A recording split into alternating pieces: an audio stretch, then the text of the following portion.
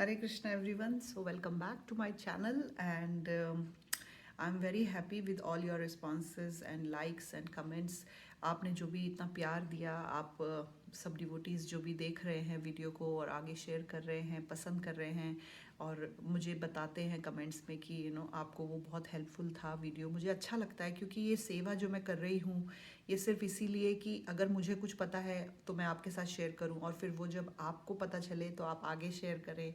इससे हम एक दूसरे से कनेक्टेड रहेंगे इवन दो कि हम बहुत दूर हैं, लेकिन फिर भी भगवान की कथाओं के द्वारा, भगवान के नाम के द्वारा, भगवान की लीलाओं के स्मरण के द्वारा हम जुड़े हुए हैं और एक दूसरे की हेल्प कर रहे हैं कहीं ना कहीं कि कभी कोई परेशान है, समझ में नहीं आ रहा है कि क्या करें, तो रास्ता कौन दिखाए, राइट। लेकिन रास्ता दिखाने वाला तो वही हैं सबसे ज़्यादा और सबसे अच्छे से जो हमारा ध्यान रखते हैं वो भगवान स्वयं हैं। किसी न किसी के थ्रू आपको मैसेज भेज देंगे या आपको एक रास्ता दिखाएंगे या आपको कोई कोई साइन ऐसा देंगे जो आपको पता चलेगा कि आपको क्या करना है।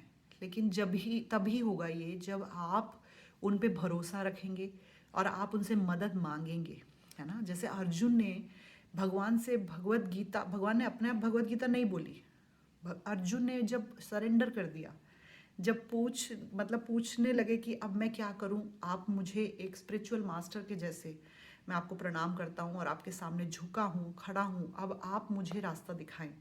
तब भगवान ने भगवत गीता बोलनी शुरू करी। उससे पहले आप देखेंगे भगवत गीता में अर्जुन ने बोला है, सारी बातें बताई हैं, बहुत सारी चीज़ें वो कह रहे हैं, ऐसा है वैसा है, टाटा टाटा बहुत सारा, लेकिन भगवान चुप रहे, बिल्कुल शांति से सुना। अंत में जब अर्जुन ने सरेंडर कर दिया, जब अर्जुन ने कह दिया अब मेरे हाथ में नहीं है, आप जो बोलेंगे वो मैं करना चाहता हूँ, तब भगवान ने अपनी वाणी से सुंदर भगवत गीता का गान उनको बताया। तो ज्ञान जो उनको दिया वो एक्चुअली में अर्जुन के लिए नहीं है ना। अर्जुन तो शुद्ध भक्त हैं भगवान के, वो एक्चुअली में अर्जुन को देते समय भगवान उनके थ्रू हमें बता रहे हैं कि हमारी लाइफ में हमें क्या करना चाहिए, कैसे करना चाहिए, क्या सही है क्या गलत है, किस तरीके से हमें भक्ति करनी चाहिए और क्या हमें नहीं करना चाहिए, वो सब भगवान ने भगवत गीता में बताया। लेकिन हम इतने बिजी हैं कि हमारे पास समय नहीं है कि हम भगवत गीता खोल के पढ़ें या समझें। और कभी कभी हम अकेले पढ़ते भी हैं तो हम गलत इंटरप्रिटेशन कर लेते हैं, क्योंकि एक भक्त के मुख से जब हम भगवान के बारे में या भगवान की बातें सुनेंगे तो हमारे अंदर ज़्यादा डीप एक असर पड़ता है और सही समझ में आता है। जब हम अपने ही दिमाग से समझेंगे तो शायद हम कुछ गलत भी समझ सकें, क्योंकि हमारा दिमाग जो है अभी उस तरह से नहीं पढ़ पाएगा भगवत गीता को जिस तरह से एक्चुअली में एक डिवोटी, एक भक्त पढ़ता है ना। क्योंकि देखिए आपको क्या पसंद है ये आपसे भी ज़्यादा वो व्यक्ति जानता है जो आपसे प्रेम करता है ना। आपकी मदर जो है, क्योंकि सबसे ज़्यादा जो प्यार है भगवान के बाद इस धरती पे एक माँ का एक बच्चे के लिए होता है, उसके बच्चे के लिए होता है। तो जो माँ है, आपकी जो मदर है, वो जानती है कि आपको क्या पसंद है क्या नहीं पसंद है। कभी ऐसा होगा मैं आपसे पूछूंगी कि अच्छा आपको खाने में क्या पसंद है, आप बोलेंगे मेरे को तो कुछ भी पसंद है, मैं तो ये भी खा लेती हूँ ये भी खा लेता हूँ। लेकिन आपकी मदर आगे कहेगी अरे नहीं ये तो मिर्ची बहुत ज़्यादा खाता है, इसको तो उत्तपम बहुत पसंद है, इसको तो दही वड़ा बहुत अच्छा लगता है। क्यों? आपसे जो प्यार करता है वो आपके बारे में सब कुछ जानता है। फिर आप कहेंगे हाँ ये चीज़ मुझे ज़्यादा पसंद है, ये बात सही है। क्यों? उस वक्त आप उस बात पे ध्यान नहीं देंगे, लेकिन आप इस बात को ध्यान से समझेंगे तो पता चलेगा कि रियलिटी में जो आपसे प्यार करता है वो आपको ज़्यादा जानता है।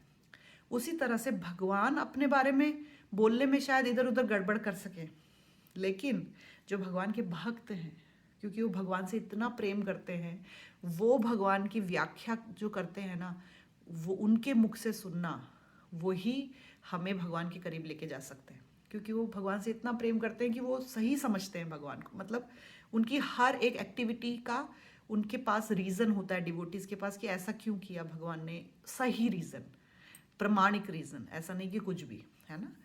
तो उसी तरह से भक्त के मुख से भगवान के बारे में सुनना बहुत ज़रूरी है। अपने दिमाग से स्पेकुलेट करने से हम मिसअंडरस्टैंडिंग क्रिएट कर सकते हैं, है ना। तो भक्त की यहाँ बात हो रही है, आज डिवोशन की बात हो रही है।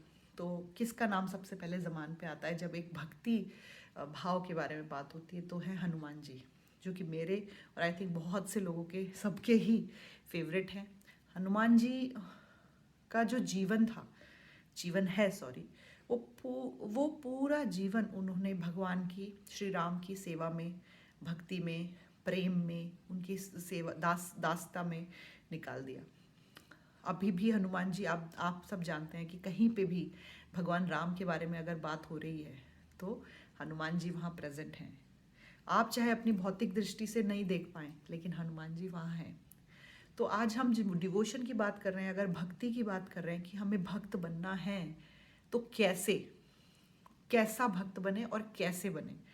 तो सबसे पहला पॉइंट क्या है, हमें ऐसे शुद्ध भक्त का साथ लेना है या उनके शेल्टर में रहना है या उनका आश्रय लेना है जो कि भगवान के शुद्ध भक्त हैं और भगवान को पूर्ण तरह से जानते हैं, है ना। क्योंकि उनसे हम वो चीज़ें सीख सकते हैं, उनको देख के, और जान सकते हैं कि अच्छा इन्होंने इस तरह से ये चीज़ की, अच्छा इनका भाव ये है, अच्छा इन्होंने सेवा इस तरह से किया, इनके माइंड में इस तरह से भगवान के प्रति ख्याल आते हैं। तो वही चीज़ें हम अपने अंदर अपना सकते हैं और सीख सकते हैं। अब हनुमान जी के बारे में ये तो बहुत लंबा डिस्कशन है, लेकिन हम इस बारे में बात करेंगे आज थोड़ा सा हनुमान जी के मधुर सेवा भाव को लेके हम डिस्कशन करेंगे। तो बहुत सुंदर है, हनुमान जी के बारे में सोचते ही मन में भक्ति उत्पन्न हो जाती है ना। तो एक दो छोटी सी स्टोरीज मैं आपको सुनाऊंगी ताकि आपको भी वो रोमांच आए और आपको भी हनुमान जी से वो प्रेरणा मिले, कृपा मिले, और आप भगवान के हरि नाम का उच्चारण कर सकें और भक्ति कर सकें। तो हनुमान जी ने एक बार क्या किया, हनुमान जी जो थे हर सेवा में आगे, कोई भी ऐसी सेवा नहीं थी राम जी की जो हनुमान जी नहीं करते थे। अभी जो बाकी लोग थे अयोध्या में डिवोटीज, वो सब लोग परेशान हो गए कि हनुमान जी सारी सेवाएं हमारी ले लेते हैं, कोई भी ऐसी सेवा नहीं है कि जो हनुमान जी हमें करने देते हैं। तो हम कुछ ऐसा वो करते हैं, आइडिया लगाते हैं, हनुमान जी को थोड़े दिनों के लिए बाहर भेज देते हैं और सारी सेवाएं आपस में बांट लेते हैं, इससे हमें भी मौका मिलेगा भगवान राम की सेवा करने का। तो वो क्या करते हैं, ऐसा कुछ आइडिया लगा के हनुमान जी को बाहर भेज देते हैं किसी काम से, किसी सेवा से, कि कुछ काम करना है, और हनुमान जी चले जाते हैं। और जब वापस आते हैं तो देखते हैं एक सेवा कमेटी बन चुकी है, राम सेवा कमेटी, और सबके नाम के आगे सेवाएं लिख दी है, भाई ये इसकी सेवा, ये इसकी सेवा, ये इसकी सेवा। तो हनुमान जी का स्वभाव तो हमें पता ही कितने विनम्र हैं, कभी किसी से बिना बात के लड़ाई झगड़ा नहीं। तो हनुमान जी ने बोला अच्छा आपने ये सेवा कमेटी बनाई है, सबने बोला हाँ हनुमान जी, अब आप कोई भी सेवा ऐसे नहीं कर सकते हो, आपका नाम इसमें नहीं है क्योंकि आप बाहर थे, तो आपको वेट करना पड़ेगा, आपकी टर्न आएगी फिर आपका नाम लिखेंगे। तो हनुमान जी ने बोला अच्छा लाओ मुझे जरा लिस्ट तो दिखाओ कि आपने कोई ऐसी सेवा, तो ऐसी तो कोई सेवा नहीं है जो आप भूल गए हो। तो वो बोले अच्छा ऐसी कोई सेवा तो है नहीं जो हम भूल गए हैं, लेकिन आप देखो। तो देखते हैं, चेक करते हैं, करते करते तो एक सेवा होती है, हनुमान जी कहते हैं ये तो सेवा आप भूल गए लिस्ट में लिखना। तो आपस में सभी जो भक्त होते हैं वो एक दूसरे को देखते हैं, कहते हैं मैंने कहा था ना कोई ना कुछ रह गया है। तो वो कहते हैं क्या सेवा है, लेकिन उनको याद नहीं, समझ में नहीं आता क्या सेवा है जो रह गई। हर छोटी से छोटी सेवा तो वो लिख चुके थे। अब आप भाव देखिए बस हनुमान जी का, वो फीलिंग आप सोचिए कि एक भक्त का क्या भाव होता है, कहाँ से सेवा वो उन्होंने ढूंढी। वो कहते हैं हनुमान जी अरे आपने सबसे इम्पोर्टेंट सेवा तो आप भूल ही गए। क्या सेवा थी वो, जब राम भगवान उबासी लेते हैं, यौन करते हैं, ऐसे करते हैं, तो चुटकी कौन बजाएगा, भगवान स्वयं थोड़ी, हमें उनकी सेवा के लिए वहाँ रहना है। तो और यौन तो उबासी तो कभी भी ले सकते हैं, सुबह दोपहर शाम रात कभी भी। तो मुझे हमेशा भगवान राम के साथ होना पड़ेगा कि जैसे ही भगवान उबासी लेंगे मेरे को चुटकी बजाने के लिए वहाँ पे उनके पास होना पड़ेगा। तो ये जब सुनते हैं सभी भक्त तो हनुमान जी के चरणों में प्रणाम करते हैं और कहते हैं प्रभु आपके जैसा दास भाव, सेवा भाव, प्रेम भाव प्रभु श्री राम के लिए किसी के मन में नहीं है। क्योंकि इतनी छोटी सी सेवा भी उन्होंने निकाल दी और कहीं ना कहीं से मौका ढूंढ लिया भगवान के चरणों में रहने का और सेवा करने का।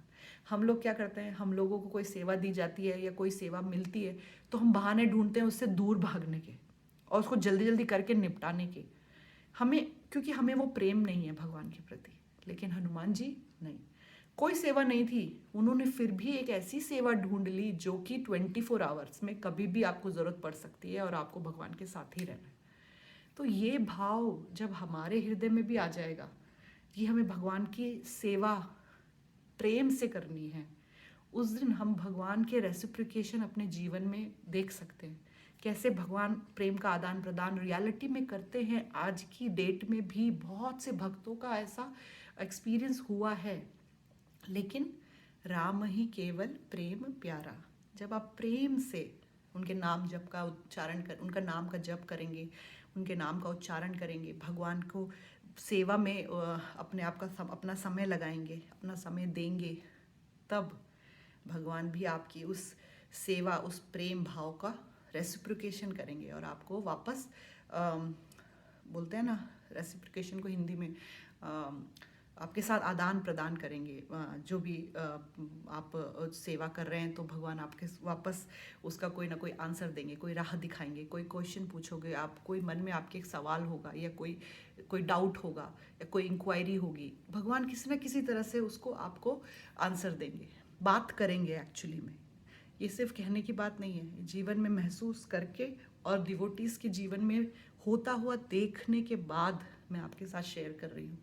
सो होपफुली ये छोटी सी कहानी आपके जीवन में एक अच्छी शुरुआत लाएगी भक्ति के प्रति। और भगवान हनुमान जी के चरणों में प्रणाम करते हुए हम उनसे यही मांगते हैं कि हमें भी वो सेवा, भक्ति, प्रेम का भाव प्रदान करें जो उनके दिल में भगवान श्री राम के लिए है। हरे कृष्ण।